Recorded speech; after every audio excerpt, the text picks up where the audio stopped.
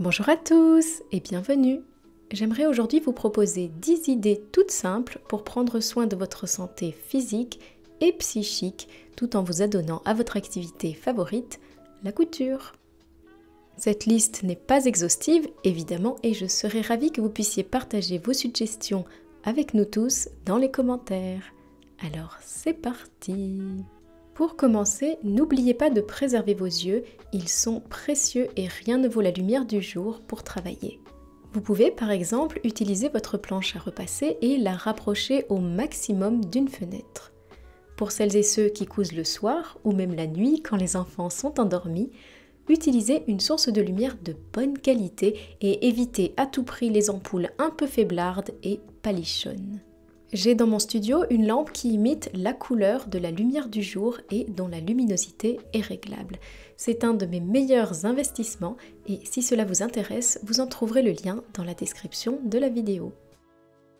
Je vous en prie, je vous en supplie même, préservez votre nuque et votre dos. Cela paraît évident et pourtant, un trop grand nombre d'artisans souffrent du dos après de nombreuses années à travailler penchés sur des surfaces de travail non adaptées. L'idéal est d'alterner les moments de travail assis, ce sont les moments où l'on pique à la machine par exemple, et les moments de travail debout comme la coupe et l'assemblage, et ce avec une surface de travail toujours réglée à la bonne hauteur par rapport à sa propre taille afin d'être le moins courbé et avachi possible. Dans ma vidéo 5 cadeaux luxueux pour une couturière ou un couturier, j'évoquais notamment le bureau assis debout qui offre justement cette possibilité et que je projetais d'acquérir. Eh bien, c'est un cadeau qui m'a été très généreusement offert tout récemment par la marque Coeo que mon dos et ma nuque remercient bien chaleureusement. J'ai pu le monter et le prendre en main très rapidement grâce à l'aide de mon petit assistant, du guide de montage évidemment et surtout d'une vidéo d'explication tout à fait bienvenue. Ce bureau me permet de piquer à la machine avec une hauteur légèrement surélevée par rapport à une table classique et me permet également de travailler debout pour tracer un patron, couper une pièce ou bien encore filmer un tutoriel comme celui-ci pour ma chaîne YouTube. Il me suffit d'appuyer sur un bouton pour le régler à la hauteur qui me convient et je peux d'ailleurs mémoriser 4 de ces hauteurs au besoin. Pour ne rien vous cacher, j'étais assez inquiète à l'idée que le bureau ne soit pas assez costaud pour supporter les vibrations de mes machines à coudre, mais le plateau que j'ai choisi, il mesure 120 par 80, reste impassible, sauf peut-être dans les moments de très grande excitation de ma furieuse surjeteuse, mais c'est minime et cela ne me dérange pas du tout. D'ailleurs, même si je ne suis pas un grand format, je pèse quand même mon poids et le bureau n'a pas l'air de s'en plaindre. Bref, encore un grand merci à Coeo pour ce magnifique cadeau. Vous en trouverez la référence dans la description de la vidéo. Troisième petit rappel, préservez vos mains et vos doigts. Si vous cousez de manière occasionnelle, ce petit conseil ne vous touchera probablement pas autant que si vous cousez très régulièrement et de nombreuses heures d'affilée et que vous aimez réaliser de belles finitions à la main, auquel cas vous aurez certainement compris où je veux en venir, au dé à coudre. Celui que nos grands-mères et grands-pères utilisaient si souvent. Certes, de nos jours, on coud beaucoup moins à la main et nos machines sont très performantes, mais tout de même, pensez à lui.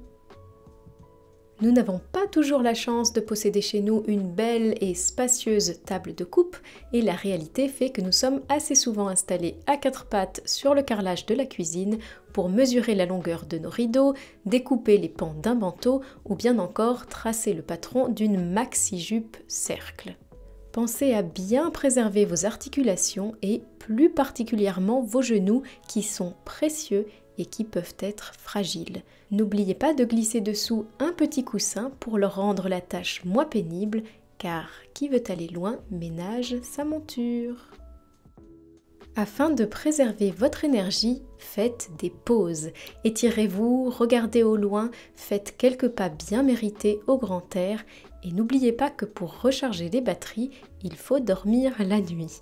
Parfois, il est plus utile de se forcer à faire une pause afin de reprendre ensuite son ouvrage à tête bien reposée plutôt que de faire des bêtises par manque de concentration. Bref, je vous encourage vivement à apprendre à gérer votre énergie tout autant que votre temps. Vous verrez à quel point vous serez efficace et productif. La couture n'est ni une course, ni une compétition. C'est un art qui requiert le meilleur de chacun d'entre nous et qui nous apporte beaucoup de joie si l'on sait rester à l'écoute de son propre rythme, de sa propre évolution et du temps qui nous est imparti. Il peut être tentant de vouloir coudre plus vite, plus de pièces, d'acheter plus de patrons, plus de tissus et plus de matériel, mais en réalité, l'excès est rarement synonyme de satisfaction. Moins faire ne veut certainement pas dire faire moins bien, au contraire, en faire un peu moins permet souvent de le faire un peu mieux. Et par mieux, j'entends mieux pour vous. Quelles sont les matières que vous aimez travailler? Est-ce des matières que vous allez porter? Est-ce des matières qui vont durer dans le temps? Quels sont les patrons que vous souhaitez acheter? Est-ce un vêtement que vous porterez? Est-ce un vêtement qui sera adapté à votre quotidien et à votre morphologie? Prenez le temps de réfléchir à votre projet dans sa globalité et apportez-lui toute votre attention depuis l'idée jusqu'à sa réalisation.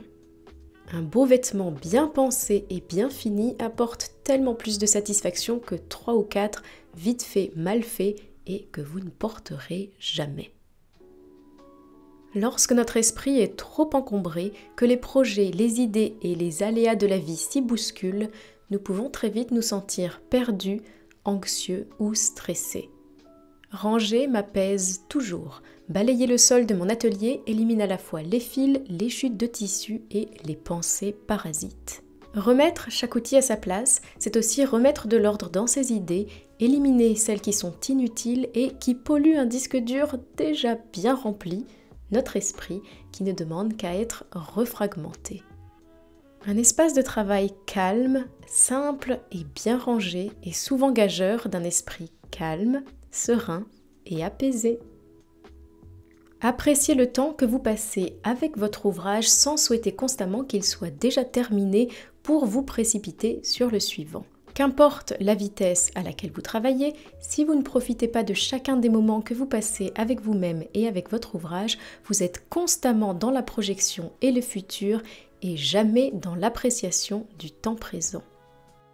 C'est très personnel, bien sûr, mais les projets qui m'apportent le plus de joie et de satisfaction sont les projets réalisés avec des tissus et matériaux qui sont déjà en ma possession ou bien avec du textile récupéré sur des vêtements deuxième, voire troisième main.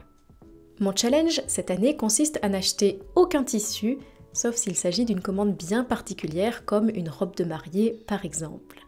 J'utilise mon stock de tissus, des vêtements trop petits, du linge de maison fatigué, etc. Mais je n'achète rien et crée avec ce que j'ai à ma disposition. Mon fils souhaite par exemple avoir de petites oreilles de lapin pour la chasse aux œufs de Pâques. Plutôt que de les commander en ligne, je lui ai suggéré de les fabriquer avec moi. Voici donc ce que nous avons recyclé pour cette mission oreilles de lapin. Un vieux serre-tête pour les faire tenir sur sa tête, un vieux bout de fil de fer pour réaliser la structure interne des oreilles, les chutes d'une robe à paillettes vertes retouchée pour une cliente, avec l'autorisation de la cliente bien sûr, pour faire l'intérieur des oreilles. Elle devait être à tout prix verte et brillante, check and check. And check, bien sûr. Et enfin, pour l'extérieur des oreilles et pour recouvrir le serre-tête, un petit bout de polaire blanche ultra douce provenant d'une vieille couverture de bébé. Bref, gros succès pour cette mission oreille de lapin recyclée. Mon petit garçon est tout fier du travail qu'il a accompli et je suis ravie d'avoir passé de si bons moments avec lui. We have to lay the fabric flat here. Oui, c'est ce qui dépasse. It's gonna cut the fabric. Yes. Hop là, you ready? Yes. You wanna do it? Okay. You let the fabric slide. Évidemment, lorsque l'on coud à 4 mains avec un petit garçon, il faut prévoir du temps et revoir à la baisse ses exigences.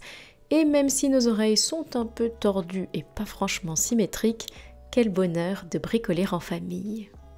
Voilà, chers amis, c'est la fin de cette vidéo et c'est à vous. Quelles sont vos idées et suggestions pour conserver votre santé, préserver votre sérénité et augmenter votre plaisir grâce à la couture? Je me réjouis d'avance de vous lire dans les commentaires. Bye bye! À bientôt!